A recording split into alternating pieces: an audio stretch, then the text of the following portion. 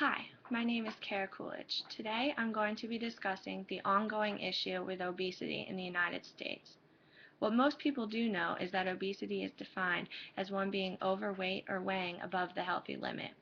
But what most people do not know is that obesity comes along with numerous diseases and serious illnesses, that obesity affects not only adults but children, and that obesity is partially responsible for a severe increase in medical expenses from the United States each year. First, let's look at diseases and serious illnesses that come along with obesity. Yes, obesity is considered to be a disease, but it also has many severe and detrimental diseases within itself. Obesity is linked to heart disease and stroke, gallbladder disease, high blood pressure, and cancer, just to name a few. These diseases and serious illnesses are fatal, and it's terrible that they're affecting so many Americans today. With that being said, obesity affects 1/3 of adults and 1/6 of children in the United States. 36% of the American population that is over 20 years of age is considered to be obese, and an alarming 70% of the American population that is over 20 years of age is considered to be overweight. This percentage or number includes those who are obese and overweight. The 36% of the population that is obese is contributing to the increase in annual medical spendings each year. In fact, from 2008 to 2009, obesity increased medical spendings by $40 billion in the United States. Obesity in the United States is at an all-time high, and it will continue to increase unless we do something to stop it or prevent it. You might ask, how as a country we got to this point? Well, there are many factors that have played a role in this serious issue. For starters, let's look at the chain fast food restaurants around the country. There's hundreds and thousands of them. Then think of the various value menus and dollar menus that are offered at these restaurants. Fast food is typically much cheaper and much more convenient than healthier food, so people more than likely resort to fast food rather than making something healthy. Then let's think about how many people live in inactive or sedentary lifestyles, and how many children and teens are glued to the couches and TVs each day, playing video games, watching TV, watching movies. Parents who are inactive are rarely forcing their kids or encouraging their kids to go outside and play or to go get exercise. So these parents are influencing the problem or crisis in our country.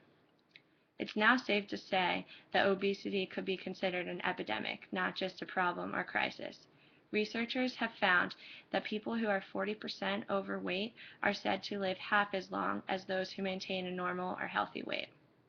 How do we stop this epidemic and save the lives of adults, children, and our paychecks? Well, it all starts with maintaining a healthy weight and being physically active. Everyone should be physically active every day. Now, that doesn't mean everyone having to go out and run 2 miles every day, because that's highly unrealistic. But 30 minutes a day or 150 minutes a week of exercise is recommended. It is more difficult for us to control adults' physically active lifestyle because they're accustomed to what they've been doing their whole lives, or they're already at an unhealthy weight, so they feel uncomfortable exercising.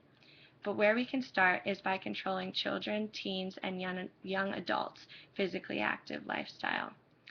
We could implement mandatory gym classes throughout schools around the country. These schools should include public and private schools and go from elementary school to college. By implementing these gym classes, we could have a full year-round gym class, not just a semester marking period or trimester. This way, we could encourage kids to be physically active every day in school in a fun manner, and then hopefully encourage them to remain physically active for the remainder of their lives. The next solution we could have is by raising the price of fast food and eliminating these value or dollar menus. Studies have shown that obesity affects those of lower class more than the upper class. If prices were raised and dollar menus no longer existed, then it's like highly doubtful that people would still continue to go buy these foods as much as they are, these fast dollar chicken nuggets or dollar french fries. These are affecting the lower class and as well as the middle class, but they affect our entire country as a whole. So if we could implement um, gym classes year-round for everyone across the country and eliminate these dollar menus and raise the price of fast food, then hopefully we could make a difference in our country and increase these fatal diseases that are coming along with obesity and decrease the rate of obesity around the United States. Thank you.